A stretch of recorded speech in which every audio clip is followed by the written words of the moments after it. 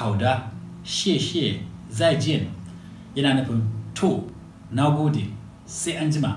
Jama'a salamu alaikum, suna na Bello Garadinci. A ci gaba da muke na koyon harshen Chinese, yau za mu koyi wasu sababbin kalmomi.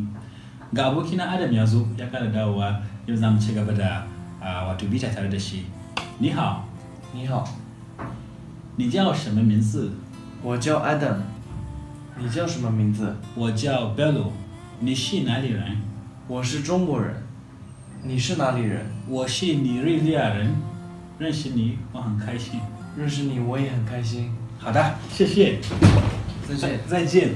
To, jama'a kun gani gaisuwa da tambaya da dan fahimtar juna har zuwa ga anjima, sai anjima kai. Saboda haka wannan kalmomin su zamu koya yau. 好的，谢谢，再见。 Wannan abin rubutun nawa yake nan. To kashi nan. 好的。 To ko yayi shikenan.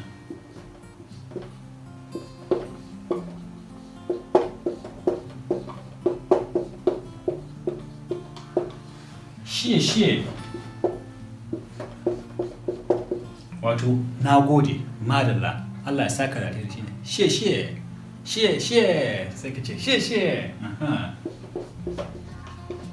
nagode 再见 sai an jima 再见 ba 再见 ba a 再见 再见 yana nufin sai an jima. To, me muka sani a nan kun tuna hao, ni hao, ran shi ne hao kaishin, hao da kyau kenan ko good ko ba haka ba, da kyau yayi to shi kenan, hao da, she she, zai jian. Idan kuna magana dan Chinese, to in ya faɗi wani abin ka yadda ko ya ce maka kai wani abin ko ka ce mishi wani abin ko da aka samu amincewa za ka ce hao hao shi ma ka ce hao.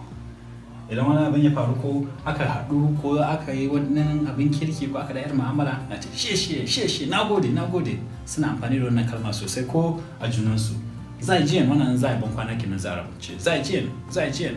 To yanzu jama'a zan muku zai jiyan ina so a comment ka gabatar da kanka yau wannan jarabawa ce ta musamman inda halima ka dan dauki yar bidiyo babu bidiyo ka yi rubutawa yaya sunanka ka gaya mana sunanka ka gaya mana kai din wani gari ne ka gaya mana da kake ji a cikin ranka domin samun wannan darasi sannan kai mana ban kwana shikenan abin da kike da shi yau sunana Bello da Kasuwar Bello da fata za ku ƙara dawowa darasi na gaba inda za mu fara koyon sababbin abubuwa kamar abinci hira neman budurwa wani abu to shikenan assalamu alaikum sai anjima